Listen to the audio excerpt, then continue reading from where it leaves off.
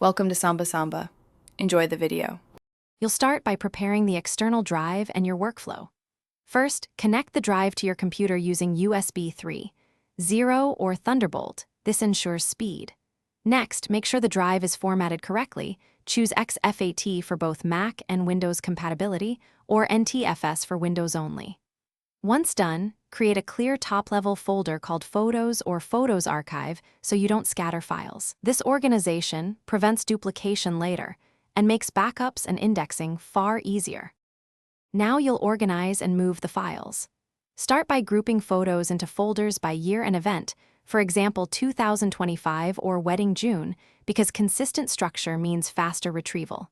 Use copy first, not cut, so originals remain until verified. If you can, generate checksums or use a tool that verifies copied files. This proves transfer integrity. Once copied, import folders into your photo manager or catalog and build previews.